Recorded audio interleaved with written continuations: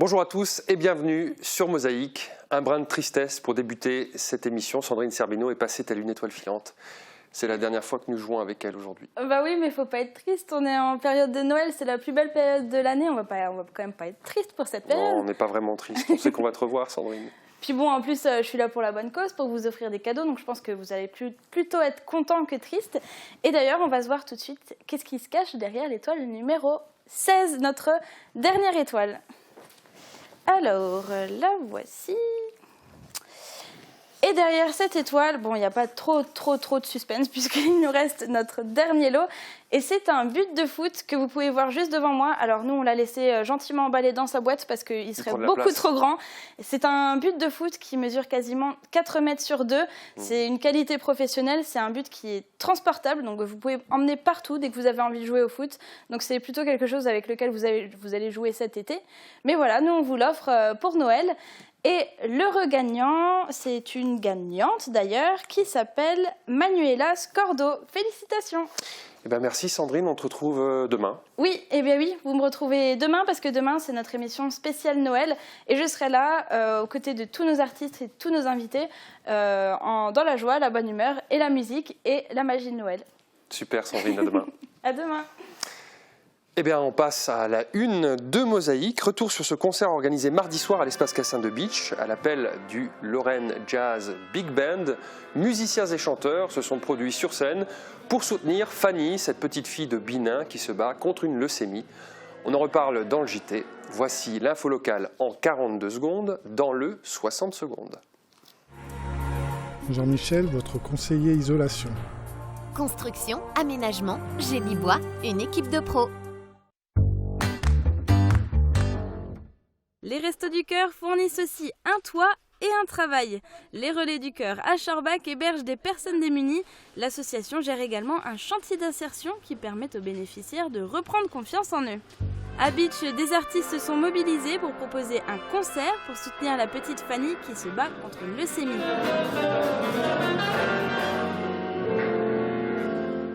Dans la série des Maisons illuminées, on termine avec le père et la mère Noël. Ils vivent à Rallin et œuvrent pour la bonne cause. Françoise et Jean Muller illuminent leur maison et leur jardin dès le premier week-end de l'Avent. Il y a tout juste 3 ans, la chorale Allegria donnait son tout premier concert, Replay. Êtes-vous prêt pour la sortie de Windows Server 2016 ? Ayez une longueur d'avance avec ID Réseau. Noël et ses airs enchanteurs ont retenti sous les voûtes de l'église Saint-Hubert d'Ambar.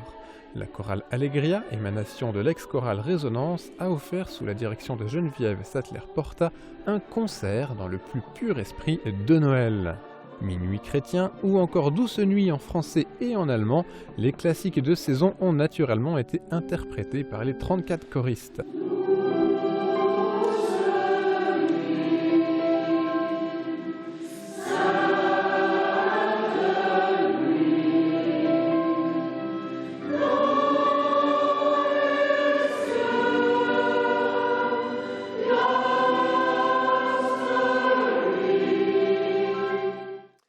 Le chœur Allegria continue son bonhomme de chemin et ses concerts. C'était encore le cas dimanche dernier à l'église Saint-Hubert de Hambach. On passe à la page météo. Près de 4% des accidents du quotidien ont pour origine le bricolage. Assurance accident de la vie, la sécurité par tous les temps. Pour demain, il fera moins froid, mais toujours aussi gris. La matinée sera complètement baignée dans le brouillard qui va fortement réduire la visibilité sur les routes, alors soyez prudents. Côté température, elles indiquent de 0 à 2 degrés au petit matin et atteignent de 4 à 7 degrés l'après-midi. Demain, nous sommes le vendredi 23 décembre et nous fêtons les Armands. Le soleil nous accompagnera de 8h24 à 16h38. Je vous souhaite à tous une très belle journée. À bientôt!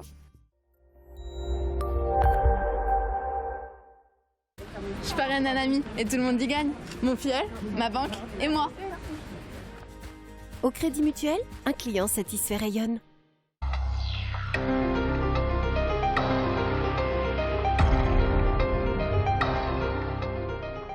Les Restos du Cœur ont plus d'une corde à leur arc. Cette association ne se contente pas de distribuer de la nourriture aux plus démunis, Elle peut également leur fournir un toit et un travail. Coraline Pozzi, Thibault Leroy et Guillaume Dumonteil en font la démonstration dans les 2 reportages qui vont suivre. Dans un premier temps, ils nous présentent la résidence sociale de Schorbach.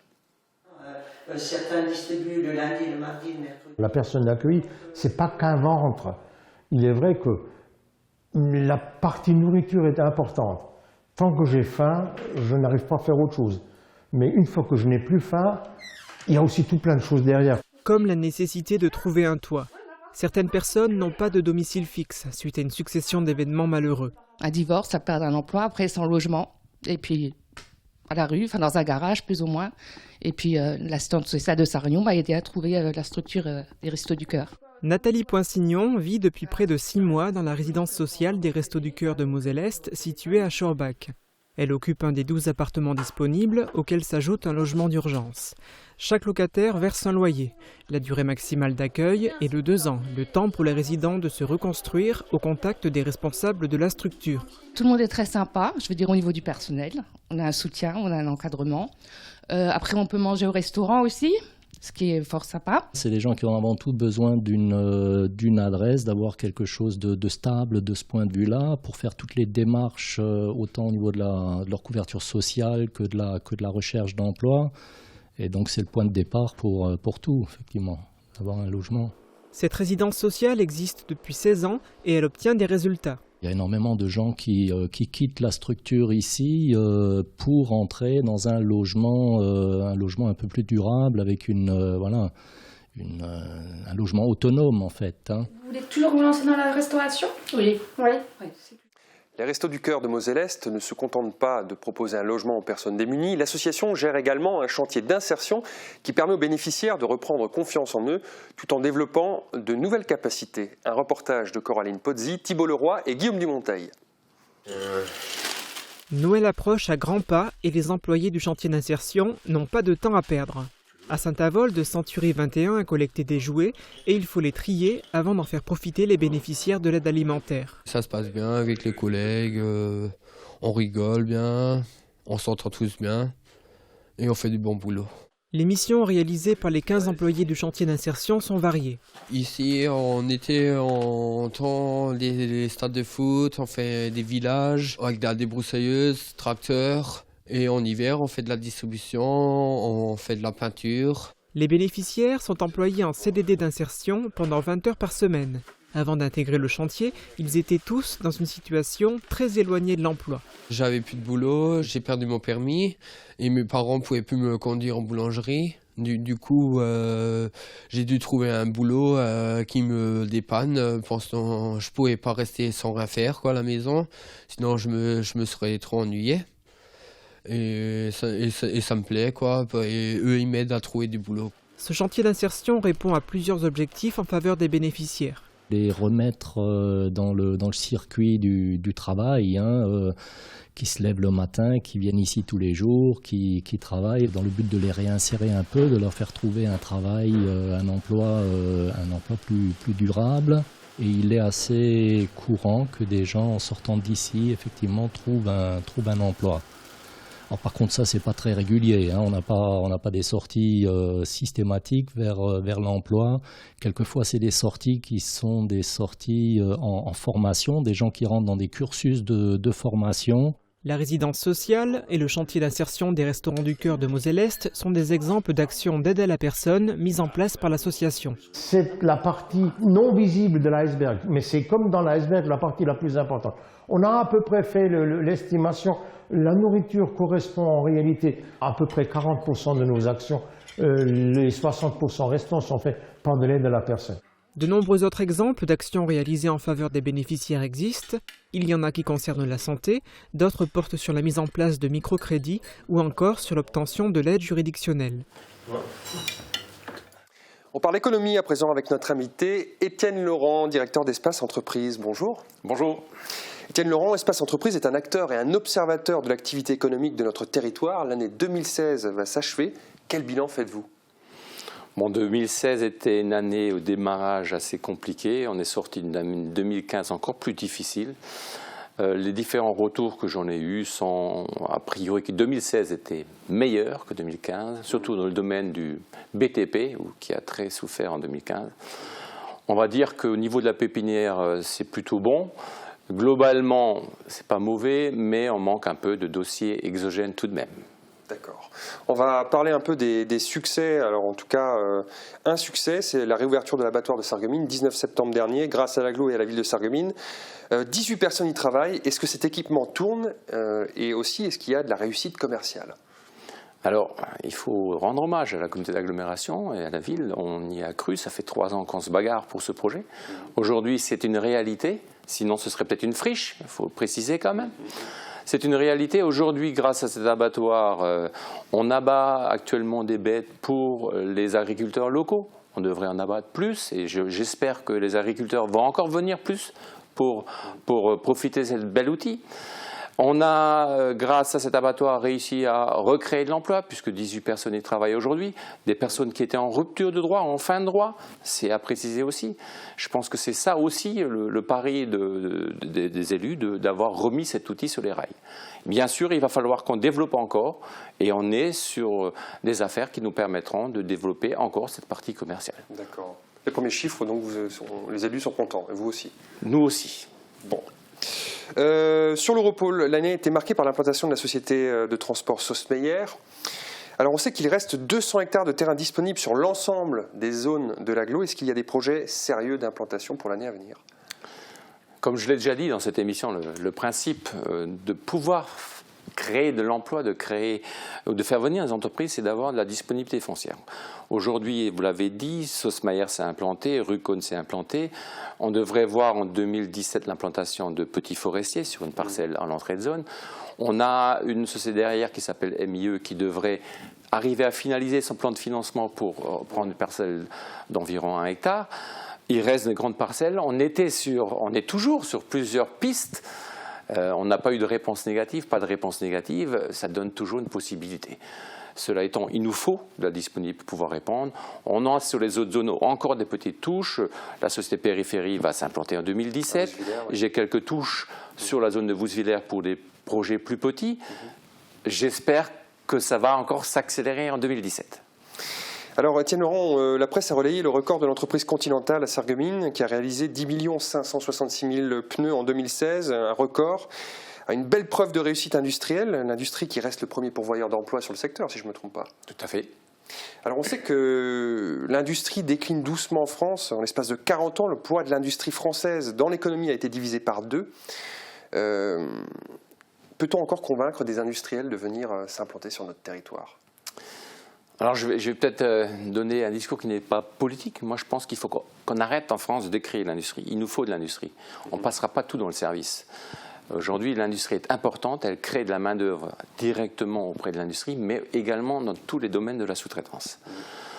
L'industrie est impactée en France, peut-être plus qu'ailleurs, parce que d'autres pays ont pris des mesures importantes en termes sociaux et en grande partie. Smart l'a fait il y a maintenant 1 an, un peu plus d'1 an. Je pense qu'il va falloir se poser les bonnes questions. Si on veut qu'on continue à rester compétitif, il va falloir qu'on accepte quelques sacrifices et qu'on travaille ensemble pour arriver à une finalité, c'est créer de l'emploi et rendre l'industrie compétitive dans ce pays. On coûte toujours trop cher en France. On coûte toujours trop cher. On coûte toujours trop cher par rapport à nos voisins allemands. Nous, on est impacté directement, on a nos voisins, on est sur la frontière, donc on subit peut-être plus qu'ailleurs cette concurrence entre l'Allemagne et nous, et on le voit d'une manière beaucoup plus exacerbée qu'ailleurs.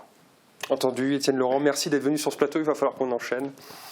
Bonne fête de fin d'année. Bonne fête à toutes et à tous et bon vent à toutes les entreprises de notre territoire et je leur souhaite plein d'affaires. Merci à vous. Impeccable. On enchaîne ce JT avec un concert pour Fanny, une petite fille de 10 ans atteinte d'une leucémie. Son histoire a touché Christian Meyer, le chef d'orchestre du Lorraine Jazz Big Band.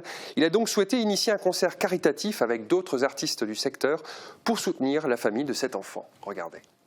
La maladie, c'est déjà très difficile pour elle, mais d'être séparée en plus de sa famille, pour elle, c'est un bouleversement et pour toute la famille, quoi. La vie de la famille Chartier s'est vue bouleversée le 10 octobre lorsque les médecins lui ont annoncé que la jeune Fanny était atteinte d'une leucémie aiguë lymphoblastique. Fanny, elle a toujours été une petite fille très joyeuse, très heureuse, qui s'amusait avec ses petites sœurs, sa sœur jumelle et son frère, avec ses copines. Enfin, c'était toujours une petite fille joyeuse. Et quand elle a appris la maladie, elle est rentrée dans un mutisme.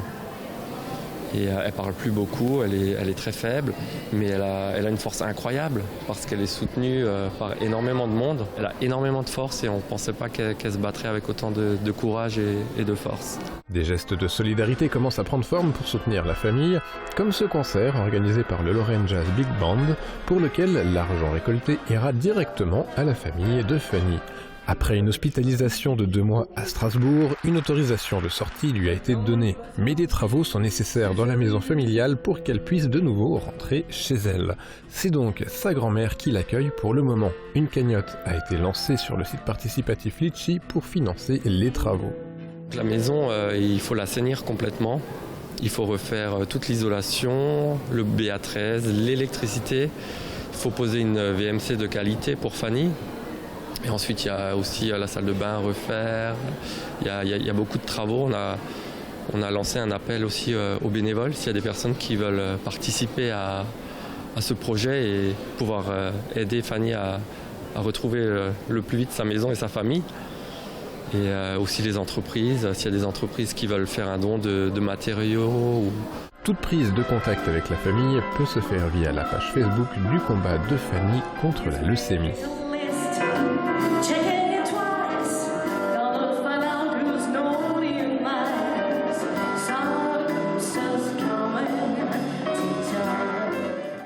Une annonce pour continuer. Avis aux usagers de la piscine de Sarreguemines. Le centre nautique communautaire et l'espace détente seront fermés au public du samedi 24 au lundi 26 décembre inclus, ainsi que le samedi 31 décembre et le dimanche 1er janvier 2017. On termine ce JT avec Une semaine en région, le magazine des télévisions locales du Grand Est. C'est l'histoire d'un Carlingeois qui aime les illuminations. Regardez.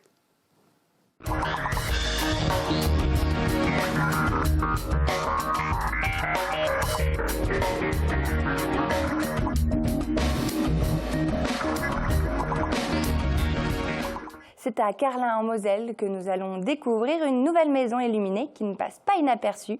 C'est Klaus qui porte bien son prénom qui a confectionné ces illuminations, une occupation de tous les instants avec un rendu final saisissant.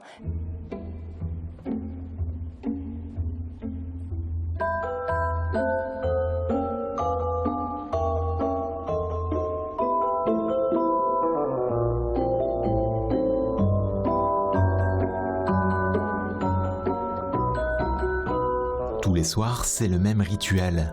À la nuit tombée, cette maison s'illumine, provoquant un balai incessant de curieux qui viennent admirer la maison de Klaus. Il faut dire qu'avec un prénom comme celui-ci, sa destinée était toute tracée. Lorsqu'il n'est pas à son travail en Allemagne, ce Carlingeois passe le plus clair de son temps, autrement dit toute l'année, à imaginer et préparer sa maison pour que dès le premier jour de l'Avent, elle revête ses plus beaux habits de lumière. Noël, une fête qu'il attend avec la plus grande impatience tous les ans. C'est vraiment triste s'il n'y aurait pas Noël. Il faut cet événement, que tout le monde soit heureux, que ça change. On ne peut pas aller toujours au travail, toujours la même routine, ça ne va pas. C'est le plus beau jour de l'année. Le but, c'est de rendre tous les gens heureux. C'est ça mon cadeau de Noël chaque année. Et pour que les gens soient toujours aussi émerveillés, Klaus ne lésine pas sur les moyens en dépensant au minimum 1 000 € chaque année pour apporter de petites nouveautés. Mais comme il le dit lui-même... Je dis toujours, un hobby n'a pas de prix. C'est la passion, on ne compte pas. Une passion dévorante. 2 mois d'installation auront été nécessaires pour parvenir à ce résultat. Klaus mange, vit et pense Noël à tel point qu'il fourmille déjà de 1000 idées pour l'année prochaine. Le projet, c'est faire un village du Père Noël. Faire quelques maisons, dizaines de maisons, une grande église, avec des personnages comme ça. Des maisons, taille nature pour ces personnages-là. À peu près la grandeur là, que ça colle à l'échelle en gros. En fait, ouais. La partie de sa maison qui n'a pas encore été investie par ses tableaux féeriques et enchanteurs risque bien de succomber rapidement à la magie de Noël. Et dans le ciel, ici, il y aura l'aurore boréale. Ça sera allumé en vert, ça va s'éteindre, comme au pôle Nord. Vraiment la magie de Noël. Voilà. Carlin a depuis de nombreuses années son Santa Claus, et ça, les enfants l'ont bien compris. Réponse du Père Noël garantie. Fin du JT, restez avec nous à suivre une autre maison illuminée à Rallin.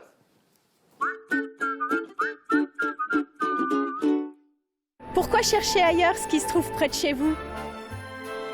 Sarreguemines, une ville plus commerçante que jamais. Pour Noël, nous vous offrons 5 000 € en bon d'achat, de 20, 50 et 100 €. Pour gagner, il suffit de remplir un coupon chez l'un des commerçants participants.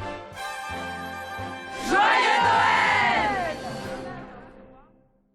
Voilà monsieur. Merci. Joyeux Noël. Merci. Fleuridée. Décoration et fleurs coupées, plantes, composition naturelle et artificielle pour réussir Noël. Pas question de manger n'importe quoi à Noël. Avec votre magasin La Vie Claire, découvrez tous les produits bio pour réussir vos fêtes. De la terrine au pain d'épices, sans oublier les fruits et légumes. Bio Santé Crépi La Vie Claire, au 5A rue des Ormes à Sarreguemines. La Vie Claire, la vie en fête. Quel cadeau le Père Noël va-t-il mettre sous le sapin de vos proches? Chez Pro et compagnie, vous conciliez cadeau utile et cadeau qui fait plaisir. Et le choix est vaste. TV, photos, vidéos, informatique, petits et gros électroménagers. L'équipe Pro et compagnie à Sarreguemines vous souhaite un merveilleux Noël. Sarreguemines fête Noël, dans une ambiance féerique. Le marché de Noël investit le centre-ville avec plus de 40 chalets.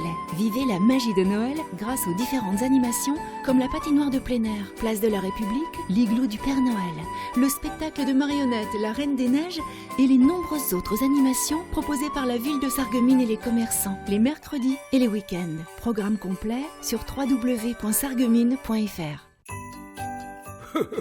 Moi, le Père Noël, je fais toujours un tour chez Festivité.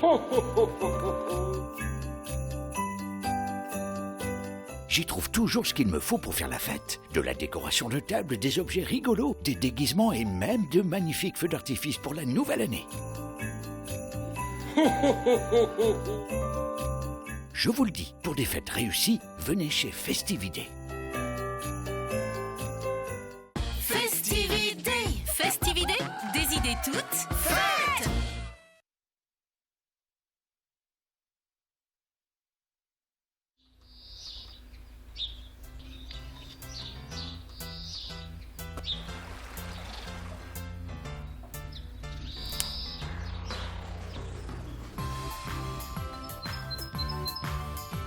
Un appareillage auditif adapté permet de ne pas vous couper du monde.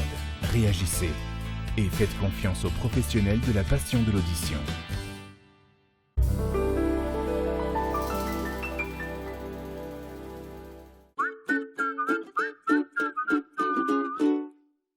Bien-être, hygiène, consommables, équipement de la maison. AVS Médical, notre métier, vous accompagner.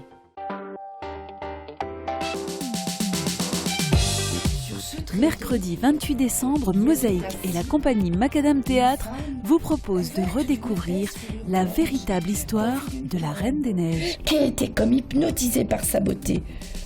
Mercredi à 20h sur Mosaïque, plongez dans la magie de ce conte pour petits et grands. Dans la série des maisons illuminées, on termine avec le Père et la Mère Noël. Ils vivent à Rallin et œuvrent pour la bonne cause. Françoise et Jean Muller illuminent leur maison et leur jardin dès le premier week-end de l'Avent. Durant près d'un mois, ils reçoivent les visiteurs en quête de féerie et leur servent du vin chaud. On va se joindre à eux, tiens.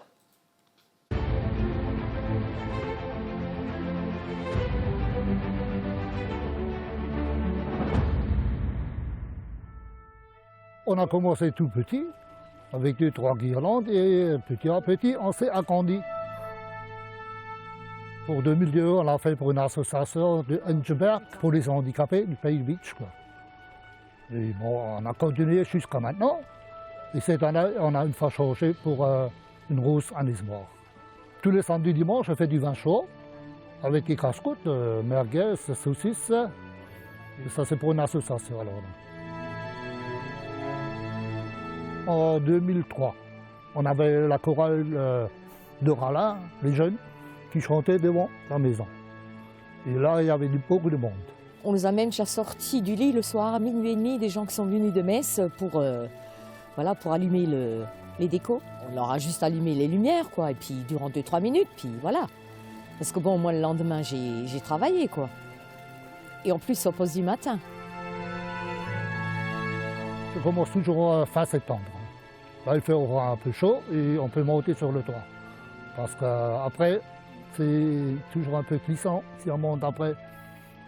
Et comme ça, c'est au mois de septembre, pour le premier dimanche de l'Avent, ça va être terminé. On a fait un petit village. Hein. Et après, on a fait à côté les berchers. Et après, la crèche. Et après, de côté, une grande roue que je fais moi-même aussi. On cherche toujours des nouveautés, quoi, si on trouve. Hein. On regarde à la télé les séries américaines, là, bon, on s'est inspiré de là. Moi, je pars dans la décoration à l'intérieur parce que je n'ai pas de patience pour faire ces choses-là. Lui, il est cool, il peut démonter, remonter, démonter, remonter sans s'énerver. Noël, c'est une fête qui me tient à cœur. C'est le plus beau jour de l'année de toute façon pour moi, pour nous.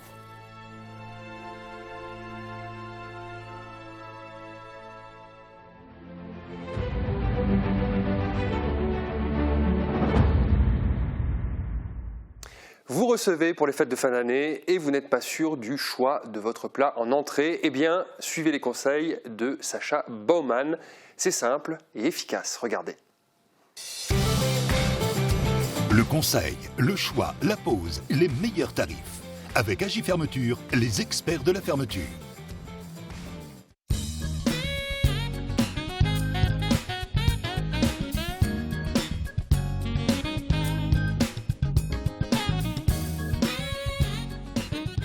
Bonjour, bienvenue à la Charrue d'Or. Cette semaine, je vous présente en entrée l'œuf poché façon Rossini et son émulsion.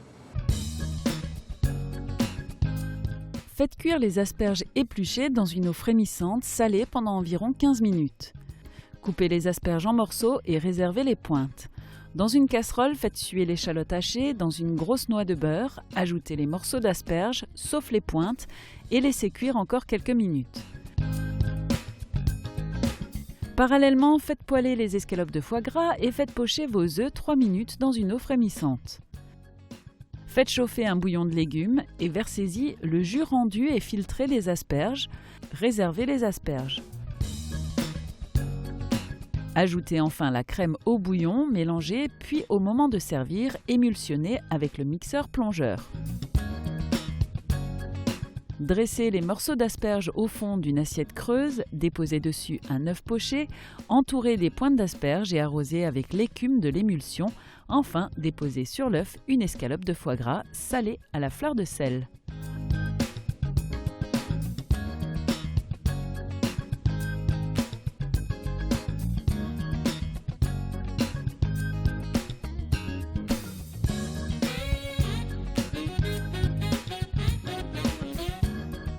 Donc pour le plat, un petit conseil, on peut l'adapter avec d'autres légumes si on a envie. Et, je vous souhaite un bon appétit.